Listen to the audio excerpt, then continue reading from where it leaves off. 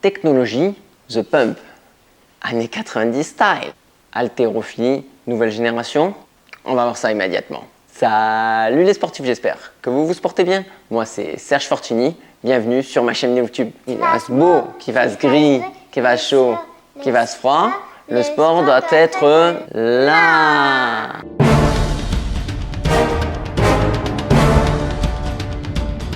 Alors oui, vous l'avez vu, je suis accompagné d'un petit crossfitter aujourd'hui. Bon, vous avez l'habitude de le voir maintenant, vous le voyez beaucoup sur les réseaux sociaux. Donc Reebok Legacy Lifter 3, troisième version. Et j'étais très content de recevoir cette modèle parce que la technologie The Pump sur cette basket, c'est vraiment stylé. Moi ça me rappelle ma jeunesse, hein. J'avais mes pumps comme beaucoup d'enfants. Et il y avait un intérêt chez les basketteurs, chez les tennisman à l'époque. Est-ce qu'aujourd'hui sur l'haltéro c'est le cas? On va voir ça tout de suite. Go! Si tu apprécies cette vidéo, n'oublie pas de mettre un pouce bleu, à t'abonner à ma chaîne et activer les notifications. Activer les notifications. Merci les sportifs! Merci les sportifs. Donc vous l'aurez compris, j'aime bien le style de cette basket. Mais cette vidéo, elle n'est pas sponsorisée. J'ai acheté cette basket 200 € chez Reebok. Bon, il y a moyen peut-être d'avoir des codes de réduction ou autre. C'est un peu cher. On est sur de la basket d'haltérophilie. J'aurais tendance à dire qu'en fait, c'est le prix quasi normal, hein. Même encore aujourd'hui, ça n'a pas trop augmenté. À mon avis, ça va pas tarder. On a parlé du prix. On va parler maintenant de la chaussure globalement. Hein, qu'est-ce qu'il en est? On avait une version 2, on a passé sur une version 3. Est-ce que ça vaut le coup? Est-ce que ça vaut pas le coup? Ça, je te le dirai peut-être plutôt en fin de vidéo. Hein. C'était sympa. Donc ouais, comme je te le disais, le style. Moi, j'aimais bien la version 2. Vidéo que tu peux retrouver en lien ici. Elle était bien fatasse. Est-ce que c'est toujours le cas? Eh ben, pas trop. Ouais. Première surprise. J'ai mis mon pied dans cette version 3 et je suis en 42,5. Je l'ai pris du 42,5 en me disant, bon, on verra bien. Et le 42,5 me va parfaitement. Alors que sur la version 2, il y avait vraiment une demi-pointure de trop. Donc il fallait prendre en dessous. Là, tu peux prendre ta taille de sport habituelle. Il n'y aura pas de problème. Il y aura même encore de la place derrière. Hein. C'est fait pour les bons gros pieds, hein, cette chaussure. Hein. C'était haltérophile costaud. Elle est bien plus. Donc ça, c'est pour le côté mise en place. À l'intérieur, tu as une semelle de propreté qui maintient bien, qui est très présente et très ferme. Donc il y a un gros soutien. Donc si tu as tes semelles ortho à toi, tu peux les mettre, hein, évidemment, il n'y a pas de problème. Mais en tout cas, la semelle de propreté fait bien son boulot. La version 2, elle pesait 586 grammes. Là, on est passé à 596. C'était déjà une chaussure lourde, elle est encore plus. Bon, j'aurais tendance à te dire, tu mets le pied dedans, c'est toujours pareil. Hein. Enfin bref, tu as une chaussure de ski, chaussure d'haltéro. C'est le côté positif de cette chaussure et à la fois négatif. C'est-à-dire que tu auras très peu de dynamique parce que lourde. Et surtout, si tu es un athlète qui apprécie le minimalisme, là on en est très loin et on est même à l'extrême opposé. Par contre, si tu aimes le soutien, si tu as les pieds un peu fatas, tu aimes la chaussure présente ou encore tout simplement tu fais de la musculation, parce que dans ma première vidéo je n'avais pas parlé. Oui, si tu fais juste de la muscu, tu fais pas de cardio avec, elle est juste très bien cette chaussure.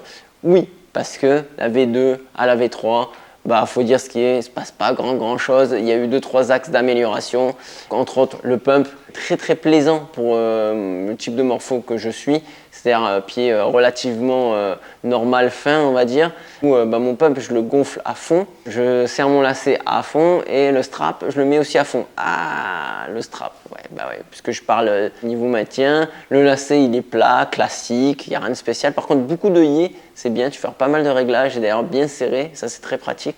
Par contre le strap lui, il est un peu là pour le principe. Alors vous me direz en commentaire ce que vous en pensez, si vous êtes un peu fatas, est-ce qu'il vous sert à quelque chose? Mais pour moi le strap il sert pas beaucoup.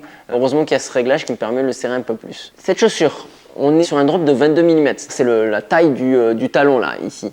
Bon, on est sur la fourchette haute des drops d'haltéro, standard haut on va dire. Si tu cherches plus haut, c'est un peu compliqué, à part sur les marques asiatiques, mais ça existe. Donc elle t'aide beaucoup si tu as besoin d'une aide en haltéro, en muscu et en squat, donc entre autres. Elle est bien de ce côté-là, elle n'a surtout pas changé. Et la semelle intermédiaire, elle est en TPU, toujours. Et encore, je trouve que esthétiquement, ils auraient su un peu l'intégrer à la chaussure, elle est un peu mieux stylée. La tige n'a pas changé, toujours une espèce de cuir mélangé avec du tissu, ça respire très très peu. Donc si tu es crossfitter et que tu comptes WOD avec, ça respire pas beaucoup. Il va falloir des bonnes chaussettes, là, comme mes chaussettes Exé que vous voyez à l'image. D'ailleurs, code de réduction en descriptif. Le plastique de maintien autour du talon fait bien son taf. Le col et la tige qui remontent bien haut, c'est très pratique. Nouveauté, à l'intérieur de la chaussure, un peu plus de mousse, un peu plus de renfort pour tenir le talon. Ah, ça c'était un très gros défaut de la V2 qui a été corrigé, c'est une très bonne chose. Le talon, du coup, maintenant reste bien plus tenu dans la chaussure, surtout quand tu es en train de lifter et de tirer tes barres. La semelle extérieure n'a pas changé également de la V2, donc c'est une semelle complètement en caoutchouc. Et honnêtement, ils font bien de ne pas changer parce qu'elle grippe très bien, parquet, caoutchouc, carrelage. Ouais, je pense à ceux qui font du home gym. Il n'y a pas de problème en particulier. Pourquoi changer? Le style, hein, il n'est pas très belle, mais voilà, elle est là pour gripper et pas autre chose, on va dire. Donc, qu'est-ce qu'il en est finalement de cette Legacy 3? Elle est stable, équilibrée, ça c'est très important pour l'haltéron. Elle est lourde, donc tu es ancré au sol avec, donc très bon point positif. Comme je le disais en début de vidéo, elle manque un peu de dynamique hein, finalement parce que tout simplement elle est lourde, mais si tu es peut-être un athlète lourd, tu verras pas de différence. Si tu avais déjà une V2, est-ce que ça vaut le coup de passer à la V3?